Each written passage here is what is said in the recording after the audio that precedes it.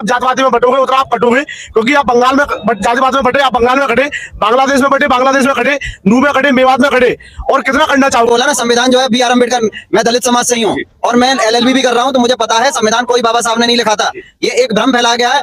और जो क्या कहते हैं संविधान लिखा है BN राव ने लिखा था, ये मैंने क्यों, जब बंगाल में डायरेक्ट एक्शन डे हुआ था जिधर 40,000 हिंदू बोला जाता है, उसमें वहाँ 35% आबादी दलितों की है। मैं बात करूँ संविधान बचाने की आवश्यकता है, देश बचाने की। देखिए देश बचाने की आवश्यकता जब तक सनातन है तभी तक संविधान है। जिस दिन सनातन गया, संविधान वहां कहाँ चला गया? संदेश खाली में इतनी महिलाओं के साथ दुष्कर्म हुए तब संविधान कहाँ चला गया? दर्शकों, आपका स्वागत है SS न्यूज के डिजिटल मीडिया प्लेटफॉर्म पर। इस वक्त हमारी मौजूदगी है राधा गोविंद मंदिर पर। आज सनातन एकता हिंदू पदयात्रा का अंतिम दिन है, 10वां पड़ाव है। यात्रा को लेकर के बात करें तो तमाम युवा हमारे साथ हैं, यात्रा को लेकर के जानते हैं कि इनका क्या कहना। जी जय श्री राम। जय सीताराम, जय बागेश्वर धाम। क्या कहोगे, सनातन हिंदू एकता पदयात्रा का आज अंतिम दिन है? आप सभी देख ही रहे हैं, दिल्ली से कात्यायनी मंदिर से यात्रा जो शुरू हुई है, एक युवाओं का अलग ही जोश दिख रहा है। युवाओं की मौजूदगी सबसे बड़ी बात है। देश की तरक्की के लिए हमारा युवा अगर साथ में रहेगा तो देश तरक्की करेगा। मैं आपको छोटी सी एक बात बताता हूँ, समय आपके पास कम है इसलिए कि जुड़े हो युवाओं से बाबा, जुड़े हो युवाओं से बाबा, ये अपना सब कुछ लगा देंगे।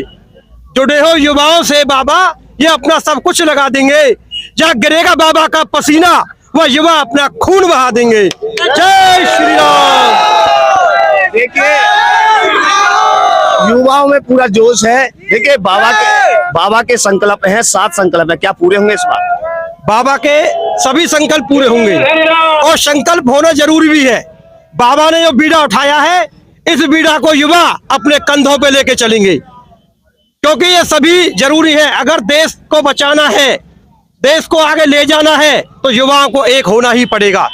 बाबा मुख्य भूमिका में चले हैं, युवा उनके साथ रहे हैं।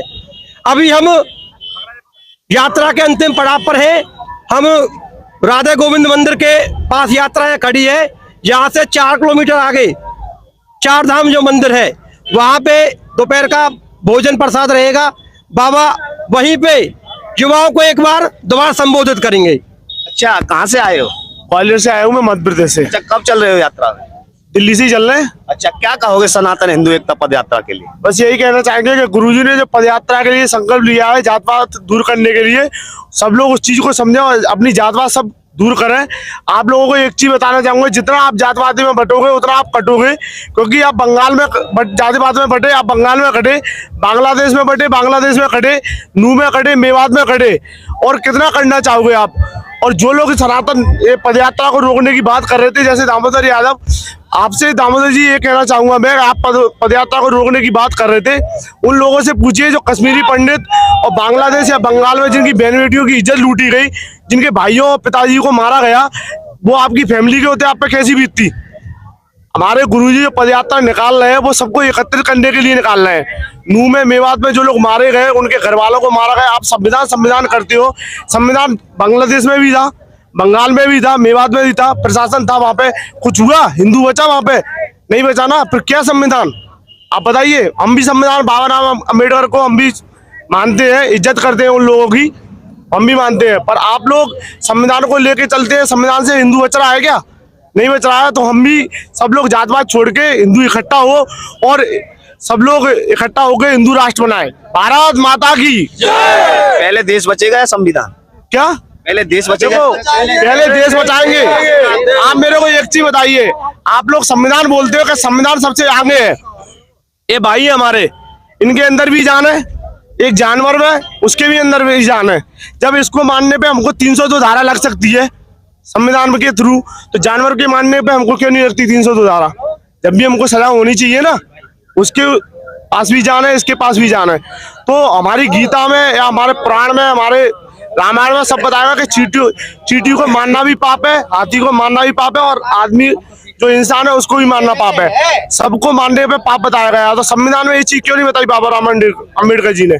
बताइए आप। क्या हिंदू जाग चुका है? संविधान नहीं लिखा है। अरे वो पता है, पर एक चीज वो बोल रहे जो जी बोल, हिंदू जाग चुका है। हिंदू जाग चुका है और जागरूक करेगा हिंदू। ये यात्रा से जो देशद्रोही है और जो इस चीज के खिलाफ है, उनके मुंह पे तमाचा है। हाँ, हिंदू जाग चुका है और बहुत कर्रे तरीके से जागा है, और अब जातिवाद और दूर होगी। जी, क्या नाम है? मेरा नाम है प्रवीण कुमार। प्रवीण जी, कहाँ से आ रहे हो यात्रा में? मैं एक्चुअली रहता हूँ कोलकाता में नौकरी करता हूँ, और मैं यहाँ रहने वाला यहीं का हूँ, छाता का रहने वाला हूँ।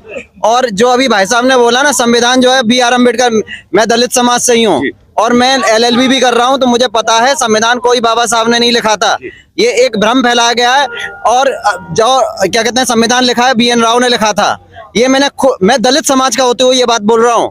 BN राव ने संविधान लिखा है, संविधान बाबा साहब ने नहीं लिखा। और बाबा साहब ने कभी भी कोई भला नहीं किया काम इस देश के लिए। क्यों? जब बंगाल में डायरेक्ट एक्शन डे हुआ था, जैसा 40,000 हिंदू बोला जाता है, उसमें वहाँ 35% आबादी दलितों की है, और वो उसमें दलित मारे गए थे। तब बाबा साहब अम्बेडकर कहाँ थे? तब वो मंत्री थे। ठीक है, एक मिनट। जब 40 लाख लोग, 30 लाख लोग बंगाल में सूखा पड़ी थी, आप किसी को नहीं पता होगा, उस समय वो लेबर मिनिस्टर थे अंग्रेजों के। आप पढ़िएगा तब आपको पता चलेगा। और जो जात पात है ना, जात पात होना बहुत जरूरी है। मैं भी कहता हूँ, हम सबों को ब्राह्मण बनना है, हम सबों को क्षत्रिय बनना है। शूद्र को भी ब्राह्मण बनने का अधिकार था, वो बनने का खत्म किया अम्बेडकर ने। ज्ञान वाला पहले ब्राह्मण बन सकता था ज्ञान प्राप्त करके, जो आज नहीं बन सकता है। आज शूद्र जिंदगी भर ही शूद्र रहेगा। बाबा तो ये कह रहे हैं कि जात पात की करो विदाई, हम सब हिंदू भाई भाई। देखिए, जात पात कभी इस देश में था ही नहीं। अगर जात पात होता तो आपको पता होगा, भारत का सबसे बड़ा मंदिर दक्षिणेश्वर मंदिर, वो एक दलित का बनाया हुआ है, रानी रासमुनी। आपको पता नहीं होगा।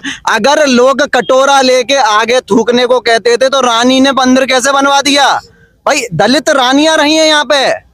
और वो भी जब अंबेडकर छोटा था। आपने वाल्मीकि का नाम सुना होगा कि नहीं सुना है? वो उनकी संसद में इसकी अंबेडकर के साथ संसद में थी, उन्होंने कहा था कि जो अंबेडकर जो काम कर रहे हैं ये रिजर्वेशन का, उससे समाज में मतभेद पैदा होंगे। अगर आज ये रिजर्वेशन नहीं होता तो आज के दिन दलित समाज बहुत ऊपर जा चुका होता, बहुत बढ़िया तरक्की कर रहा होता, पढ़ाई कर रहा होता। हमको भी बचपन में यही सिखाया जाता, बेटा रिजर्वेशन मिला हुआ, आराम से सिलेक्शन हो जाएगा। अगर हम ये रिजर्वेशन के भरोसे रहते तो आज हम भी चप्पल छटका रहे होते, कहीं दारू पी के नाली में पड़े होते। जहां वो उंगली यूं करके खड़े हुए हैं, वहां पे सिर्फ दारूबाजी होती है, इसके अलावा कुछ नहीं होता है। वो हट जाएगी, दारूबाजी खत्म हो जाएगी। प्रवीण जी, मैं बात करूं संविधान बचाने की आवश्यकता है, देश बचाने की? देखिए, देश बचाने की जब आवश्यकता, जब तक सनातन है तभी तक संविधान है। जिस दिन सनातन गया, संविधान वहां कहाँ चला गया? संदेश खाली में। आपको मैं फिर बंगाल में आ रहा हूँ, क्योंकि बंगाल में मैं रहता हूँ। संदेश खाली में इतनी महिलाओं के साथ दुष्कर्म हुए, तब संविधान कहाँ चला गया? क्यों नहीं गया रावण वहां पे संविधान बचाने के लिए? वहां आप देखिएगा, संविधान वहां पे पुलिस के FIR तक निकली, पुलिस में FIR तक नहीं लिखी जा रही थी। जो FIR करवाने जाता था, वहां गुंडे उनको पीटते थे। पुलिस FIR नहीं लिख रही है, प्रशासन में दबी हुई है। आप संदेश खाली के बारे में पढ़िएगा, ये तो आपका न्यूज है। कहाँ चला गया संविधान? बाबा के संकल्प है साथ, क्या पूरे होंगे इस बार? नहीं हो पाएंगे। क्यों? इसलिए नहीं हो पाएंगे, मैं तो उसी समाज से आता हूँ। बाबा को गाली दे रहे हैं लोग, उसी समाज के लोग। अच्छा, मैं बता रहा हूँ आपको। क्या कारण? इसका कारण ये है, उनके दिमाग में जहर भरा गया है। वो जहर निकलना बड़ा इसके लिए एक मिनट जय घोष के नारे लगाए जा रहे हैं। राम करने से कुछ नहीं होगा। देखिए, संकल्प पूरा करने के लिए दलित समाज को, अंबेडकर को ठीक से पढ़ना होगा, और उनको ही विरोध करने के लिए बाहर आना पड़ेगा, तभी संकल्प पूरे होंगे, अन्यथा पूरे नहीं हो पाएंगे। अच्छा, धीरेन्द्र शास्त्री बाबा के संकल्प है साथ, भारत गौरवशाली हिंदू राष्ट्र बने, गौ माता को राष्ट्र माता का दर्जा मिले, यमुना मैया स्वच्छ और सुंदर बहे। क्या ये संकल्प पूरे होंगे इस बार? नहीं हो पाएंगे। मैंने क्या कहा? हम यहाँ पर जो कर रहे हैं, बाहर बैठकर लोग गाली दे रहे हैं। आप जब कभी समाज में, आप तो रिपोर्टर हैं, जाते होंगे, समाज गाली देता है, यूं कहता है, अरे इनके चक्कर में पीछे पड़ने से क्या होता है? मैंने कहा, अम्बेडकर की मूर्ति लगाने से क्या होता है? कुछ नहीं होता है ना। संस्कार, देखिए, पहली चीज मैं बताऊं, नीला कलर संस्कार छीनता है, भगवा कलर संस्कार देता है। नीला कलर चरित्र छीनता है, भगवा कलर चरित्र देता है। नीला कलर आपको गुंडा बनाता है, भगवा कलर आपको गुंडा नहीं बनाता है। नीला कलर आपको दारूबाज बनाता है, भगवा कलर आपको दारूबाज नहीं बनाता है। नीला कलर आपके अंदर मतलब घर में मतभेद, आपस में लड़ेंगे, द्वेष पैदा होगा, एक दूसरे से जल रहे होंगे, ये पैदा करता है। पर भगवा कलर आपको एकजुट रहना सिखाता है। ठीक है जी, जी। आप जो बार बार नीला क्या नीला नाम है आपका? मेरा नाम अभी शर्मा, मैं प्रयागराज से हूँ। अच्छा। और काशी प्रांगण में अपना कुछ विशेष है। मैं बार बार ये कह रहा हूँ कि आप बार बार नीला नीला कर रहे हैं, भगवा भगवा कर रहे हैं। महाराज जी किस लिए लग रहे हैं? और आप कह रहे हैं कि उद्देश्य पूरा नहीं हो पाएगा। नहीं, आप कह रहे हैं कि उद्देश्य पूरा नहीं हो पाएगा। ये पहल किस लिए की गई है?